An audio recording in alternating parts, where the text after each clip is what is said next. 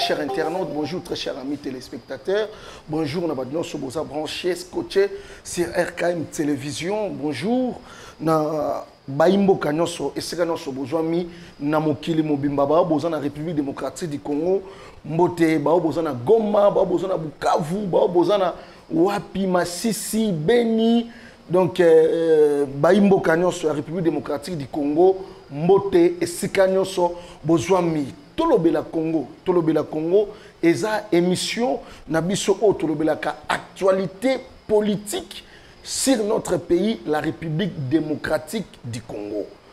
Dido Lolingo na réalisation pe na caméra pour na émission na biso ya mukolo ya lelo. Actualité politique eza tellement ébélé o tobanolobela bino à travers cette émission Tolobela Congo sur RKM Télévision.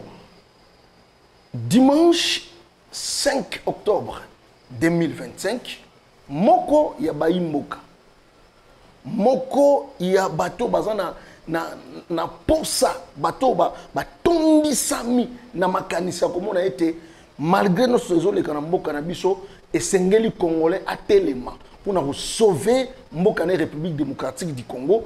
Et c'est les Congolais à Téléma pour nous sauver dignité. Naye et à Bengisaki, Bapanzi Sango, il y a République démocratique du Congo, mingi ba oyo bazan beaucoup plus dans le monde politique pour nous éclaircir par rapport à vision, par rapport à expérience au yazanango en ce qui concerne domaine il y a politique. Dans mboka na biso République démocratique du Congo. Montango ezali nani docteur professeur Alfred Yenga Kabasele. Docteur professeur Alfred Yenga Kabasele abengisaki ba journaliste pour na kosolana bango ko partager pour ça la mise au point par rapport ya parti politique nae oyo asali na kombo ya Alerte Congo. Alerte Congo, donc on alerte pour les réveils. C'est-à-dire, alerte Congo, c'est pour alerter les Congolais pour bolamuki. Il y a Congo, c'est-à-dire il y a développement, il y a République démocratique du Congo, Mobimba. On alerte pour un réveil. C'est-à-dire, la vision, il y a son excellence, le docteur professeur Alfred Yenga Kabasele. C'est-à-dire, et ça pour donc qui alerte Congo et ça pour donc alerter Congolais nous sont à la muka mingi pour le développement il y a République démocratique du Congo. Tant le développement il y a République démocratique du Congo, Congolais to pe Congo égoïque développer na nini. Pour na to kota pena na mozindo il y a développement il y a Congolais to pe il y a République démocratique du Congo. Tout le Congo, tout le qui la binotan. Donc notre réalisateur dit de l'Olingo, après Sabiso, toujours c'est l'artiste qui connaît mieux son art. Mon réalisateur dit de l'Olingo, Sabiso nous intervention. Il y a son excellence, le professeur docteur Alfred Yenga. Après Sabiso signification, il y a alerte Congo. Après tout ça, pour continuer na spécial alerte Congo, il y a Mkola Lelo.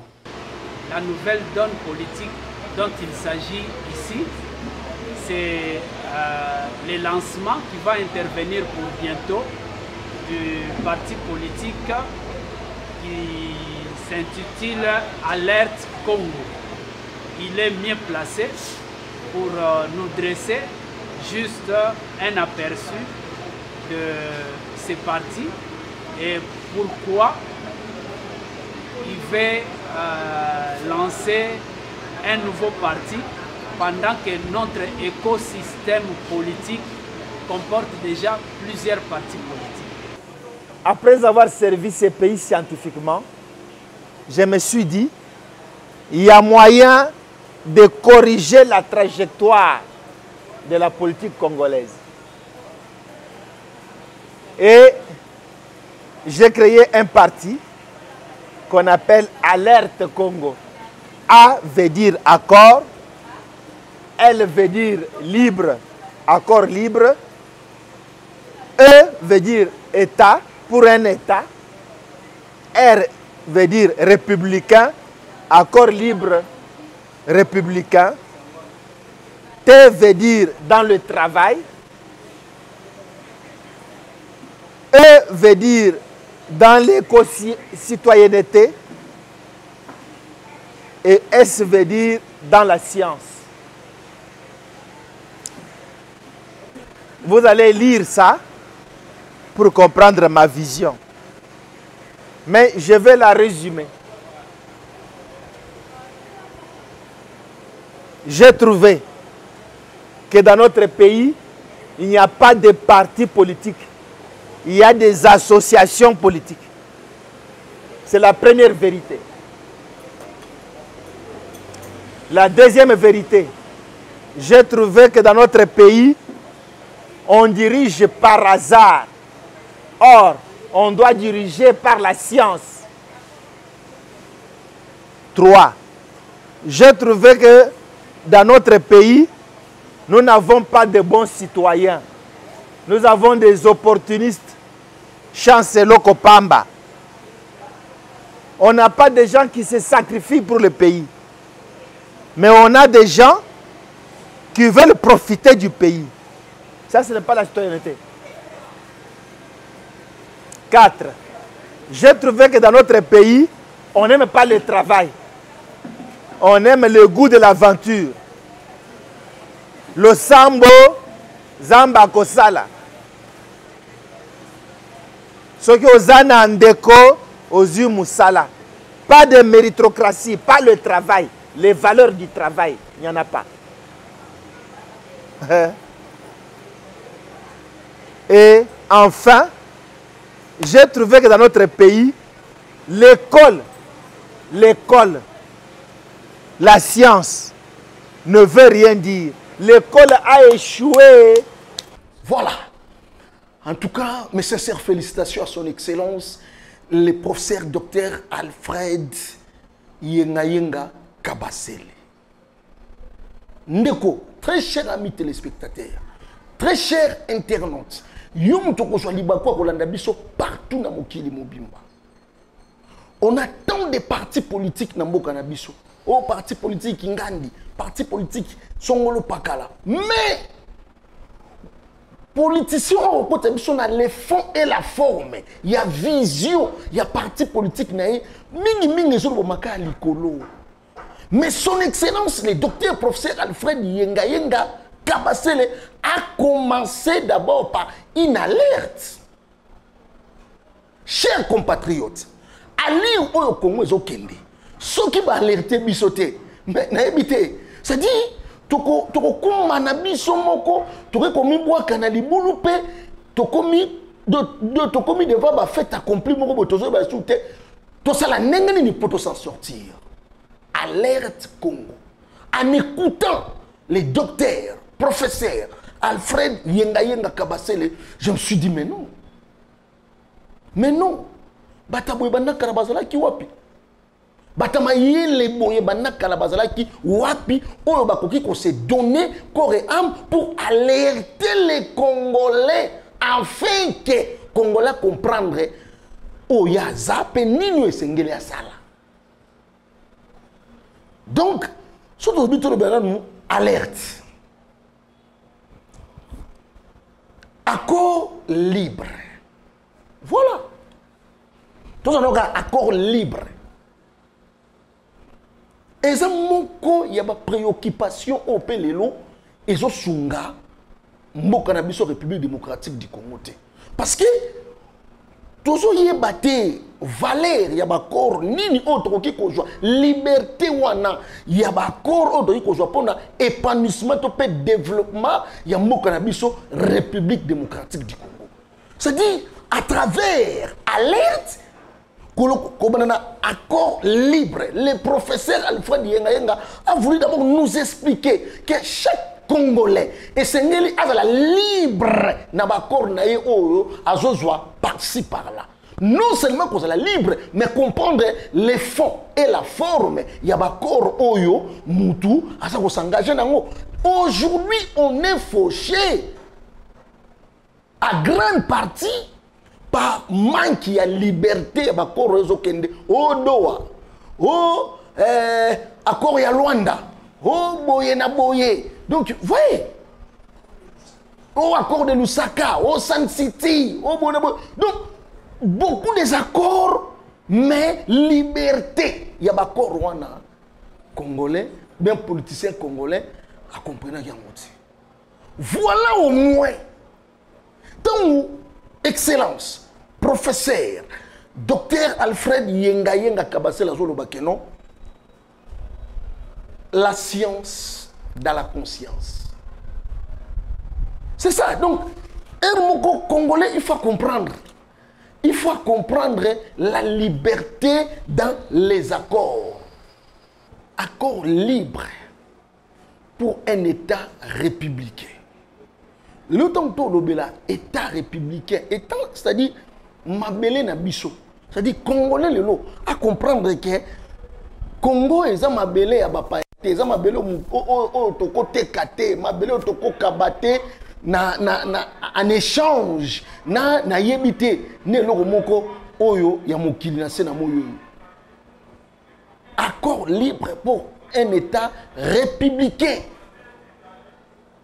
Congolais essayent de comprendre que nenge toza boye Congo nde mabele ya biso kitana biso yango ndeza très important et non seulement un État donc accord libre pour un État républicain mais aussi dans les travail tout le bien nous travail nous ça là lelo wana nazongi mingi na jeunesse ba jeune belé lelo ba se laisser dans la distraction, se laisser dans la au lieu de travailler. Entre-temps, la jeunesse, c'est l'avenir de demain. Aujourd'hui, on a une jeune fille ou bien un jeune garçon, sans vision, avenir exact, ami kotiming la distraction, au lieu à travailler pour son avenir ou bien pour l'avenir de la République démocratique du Congo. Alerte! Ayez beaucoup plus pour nous koyebisa na ba congolais été et sengeli to mikotsa na musala nous devons travailler. Nous devons travailler. Travailler pourquoi? Et pour gagner quoi? Toyo kana no lisusu son excellence le docteur professeur Alfred Yenga Kabasele comme ça pour la continuité, il y a spécial alerte, il y a Mkola Lelo. Les valeurs du travail. Même la Bible dit ceci. Seul le travail procure l'abondance. Seul la Bible ne dit pas que le miracle produise l'abondance. Lisez-moi ce verset-là. Il n'existe nulle part. La Bible ne dit pas la prière produit la richesse. Il y a un verset comme ça. C'est un pays de pasteurs, non? Trouvez-moi un verset. Seul le travail produit l'abondance. Je fais partie des gens qui ont fait des mbikaï professeurs, moi. Quand ces messieurs se battaient pour être docteur, c'est nous. Voilà ce qu'il a fait. Il l'a fait par le travail. Il n'est pas parti prier. Il a prié pour que Dieu puisse les garder. Mais pas pour avoir ça. Il a travaillé. Au Congo, Chancelo Kopamba. Au Congo, Chancelo Kopamba. Bakomi Koloba au Congo, Zalana Mutunayo. Soki ozana mobali ati makangu na ye quelque part. Membre ya famille. C'est ainsi que quand quelqu'un a un diplôme, il attend qu'on nomme un membre de sa famille ministre. Tout le monde court. Non. il n'y a que le travail. Moi, j'apprends aux jeunes comment fabriquer les électrolyseurs. C'est-à-dire, comment on peut fabriquer un groupe électrogène là, sans carburant. Je dis bien sans carburant. On prend de l'eau, on met, on produit le courant.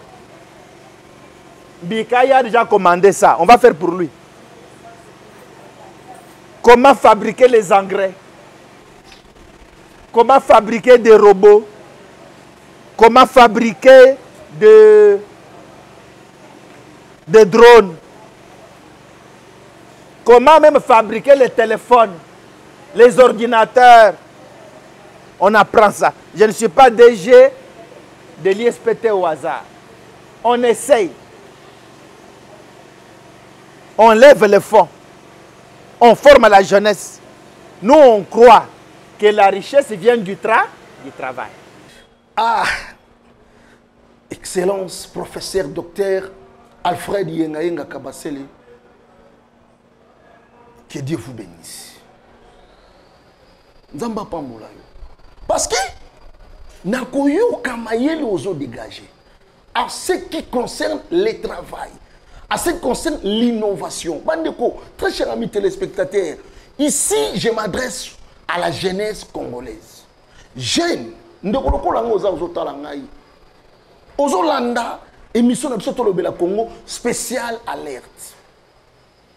Mais dans le bien, tous les gens tout ont navigué parfois na Google, Facebook, donc Instagram, tous ont là parfois Dubaï, en Afrique tout l'Afrique d'ici, tout le bamboke belé aux a développé, mais les pays où les a développé c'est grâce au travail. Où les lots, jeunes, comprendre qu'ils doivent s'impliquer na travail pour le développement ya mboka na bango. Les gens qui jeunes congolais à ça qu'on envier ah ngapena na moko na kobonga te il faut na kende kaka mboka tel. Il faut na kende mboka tel. On dirait ko bonga et comment na ba mboka wana. Or que non. Yo zolu la kuna mais ba jeunes on va comprendre. À nos 15 jours, jeunes on a connu à Congo. Parfois soit y Congo, c'est là pour nous innover, pour nous créer. Entre-temps que nous avons les éminents professeurs comme le docteur Alfred Kabasele Yengayenga a expliqué miso ba innovation. Par exemple, pour créer groupe électrogène où ils ont fonctionné la maille. C'est de l'innovation. Et c'est innovation.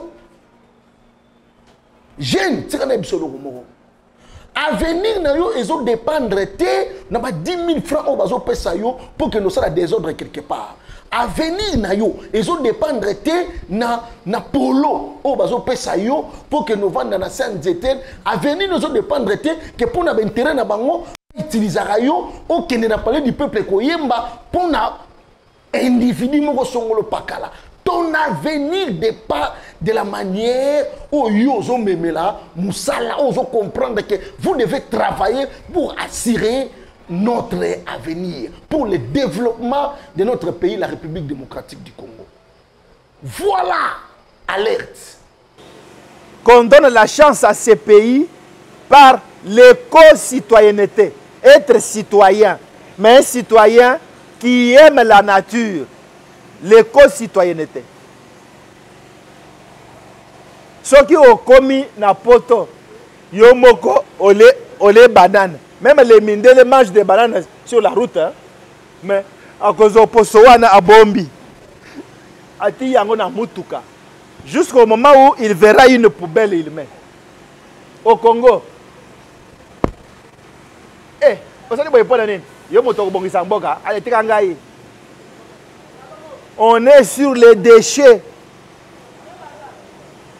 On est un pays drôle. Un homme me reçoit dans son bureau, un directeur. J'étais le nom parce que vous pouvez le savoir. Il était 17 h. Je le vois, il prend ses chaussures, il met sur la fenêtre, il prend le rideau.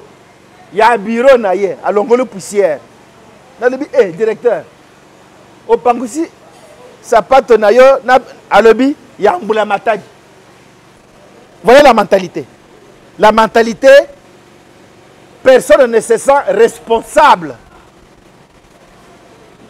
Je vous ai dit que Natangi na Maroc. Au Maroc, si on vous voit, vous déracinez une fleur, c'est le passant qui vous arrête. Qui dit, tu as fait ça pourquoi? Le passant. Donc tout ce que tu vois ici t'appartient. Le Congolais n'est pas comme ça. Biloko nyo sezana balabala ya mutute. Ya balabala, ya mbula matadi. Mbula matadi yiba na yo. Éco-citoyenneté et la science. Éco-citoyenneté, tout le monde écologie. Et ali ensemble il y a des principes, des règles qui permettre à tout à vivre un environnement. Toujours par exemple le combien les lots banzela na biso lelo et le ozo bon banzela na biso lelo ozo mona ke banzela belé zo ba par rapport ya mai eza kota na kata nzela. Mais pourquoi mai zo kota na kata nzela? Parce que ba terrasser eza bouché. Okomona ngai apodi ko ninga na zaboe na ko joana meli mai na ju mulangi mai na bo ki na terrasser. Mulangi wana zo kende ko kanga. Espace peut permettre terrasser et maille et circuler na terrasser normalement. Tant que terrasser ça bouché, maille wana mbala moko yena ba makada mais comme ko pasuka yango moko dans les vides. Manque il y a principe, manque il y a certaines disciplines. Oh ils ont ça là que les lots to perdre certaines valeurs. Lorsqu'on parle il y a éco-citoyenneté et la science, c'est-à-dire c'est l'environnement. Donc façon wana il y a comme l'environnement de façon il y a s'appliquer pour nous rendre l'environnement sain. Ndé le lozo manqué biso lelo ba congolais. Au comment n'a jamais mundele atika ou bien français atika France ou bien américain atika États-Unis d'Amérique aya roboaka matiti topé bosoto na Mboka République démocratique du Congo. Actuellement, au monde que ville ya Kinshasa ezali ville donc on a la plus sale en Afrique et pourquoi pas dans le monde. Parce que yebisanga banani ba rendre ville wana sale. Ce sont nous par manque il y a écologie nous les citoyens kinois de rendre ville wana sale par manque de principe, manque de discipline. Oyo, nyonso wana nde sala ke la science il y a éco-citoyenneté. Très cher Congolais, alerte Congo. Il y a le docteur professeur Alfred Yenga Kabasele. Ayez pour nous réveiller. Netolobaki alerter pour un réveil. Pour nous réveiller conscience ya ba Congolais. Pour nous même ba citoyens congolais ba contre ba certains principes ba appliquer ba certaines disciplines ou ekoki ko revaloriser encore mboka na biso République démocratique du Congo. L'école n'a plus de valeur. La connaissance n'est pas respectée. Je viens de vous dire que j'ai un doctorat en physique. Mais j'ai regardé sur vos visages. Je n'ai pas vu la crainte. Ah, Toyebi Bango. Toyebi Bango. Donc, respect à science exacte. Mais quand je me présente, docteur, j'enseigne à Montpellier en France. J'enseigne à Brazzaville, à Mariangouabi.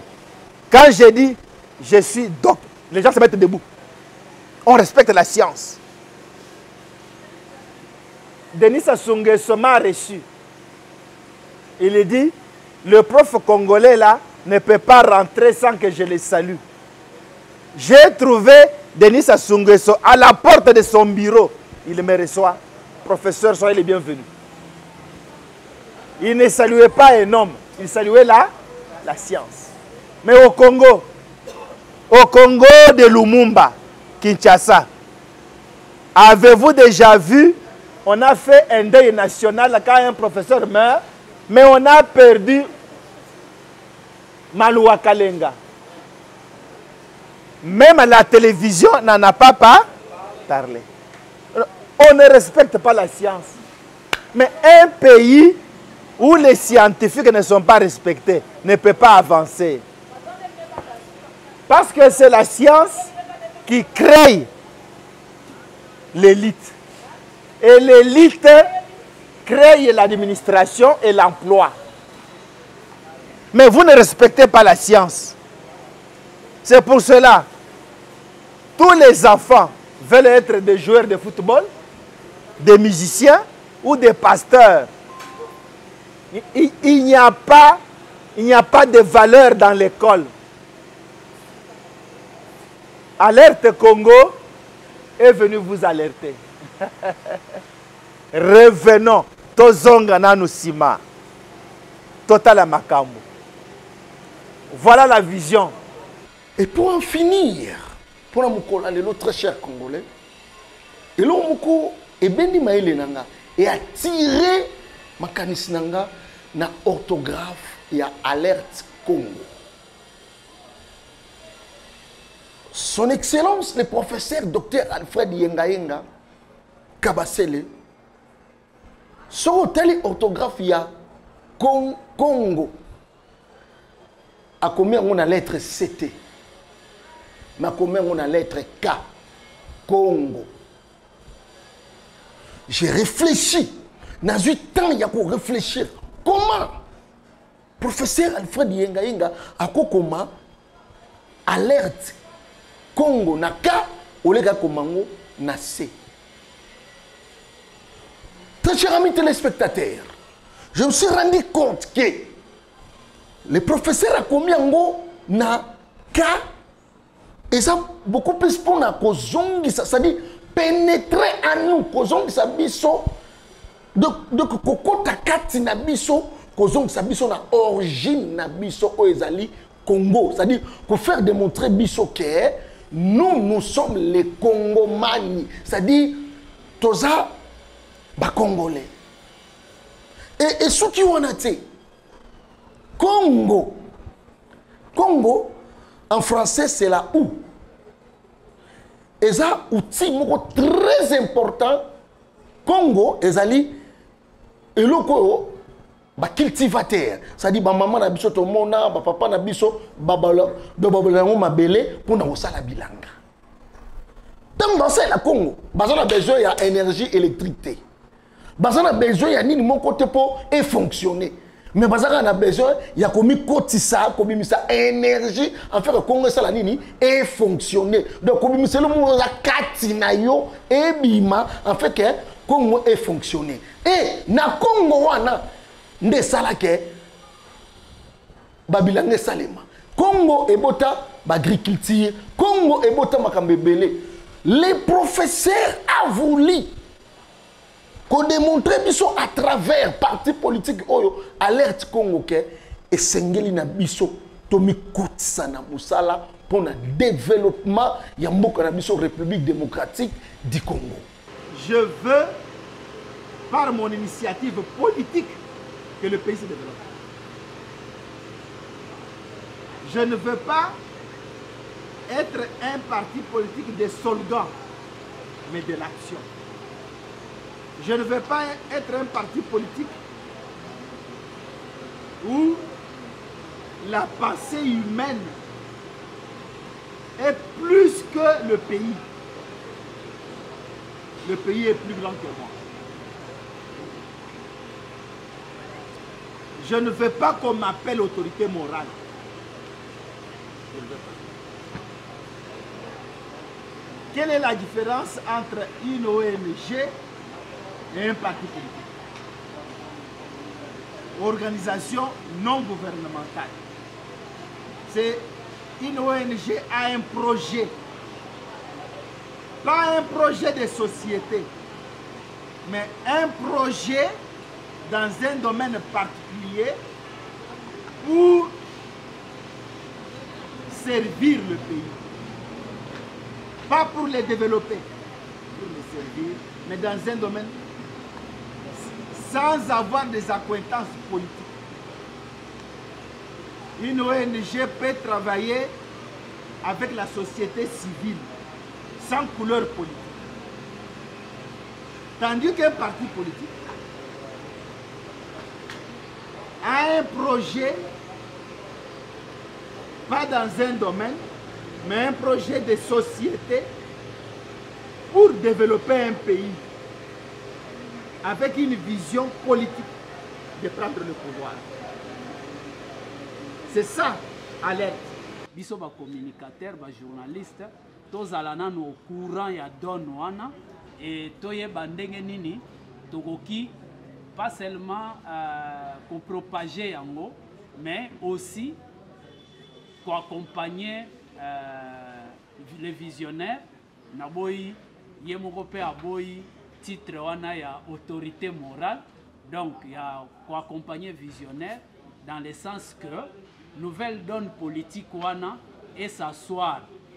Les pouvoirs n'engé professeur à lobby, c'est cette puissance-là qui nous amène à créer. Mais maintenant, toko tikate ba misusu wana ba occuper ba poste parlementaire et ainsi de suite. Pourquoi ba kuna de place ba décision ezwama. Donc bisope il faut t'accompagner. Ba makambeze belé ou vraiment donc qui tant ngonga télévision za ngonga moi toujours terre ko sopanyo sur ça mais on est la première partie parce que c'est le moment tout comme dans moment où Congolais a s'adhérer à un parti politique pour ba yebise ba ko pese 10 000 francs pour ba yebise ba ko pese polo pour ba yebise que au moni banda ba laka bango ba poste tile no pe e akate te to komi na moment où Congolais tant aza ko s'engager ayeba nini oyo etini ya s'engager et puis après engagement na ye et ko bota nini pona mboka na biso République démocratique du Congo. Donc on est la première partie parce que nous devons prendre le temps. Yako expliquer batou importance, signification, vraie valeur, il y a parti politique, alerte Congo, il y a excellence, docteur Alfred Kabasele Yenga Yenga. En tout cas, merci à tous vos qui branchés, scotchés, si RKM Télévision, à travers notre émission, à travers notre émission Tolobela Congo, une émission d'analyse politique, mais aujourd'hui, c'était 100% spécial alerte Congo. Et ça, la première partie, on a différentes parties pour nous expliquer bino à long et à large alerte Congo. Guy de Lolingo, na caméra, na réalisation, il y a émission Oyo Tolobela Congo. Tokutani prochainement. Et mention spéciale à vous, son Excellence, le professeur Dr Alfred Yenga Yenga Kabasele depuis les États-Unis. Professeur Koumelate, vous êtes un don pour notre pays, la République démocratique du Congo. Merci. Ciao.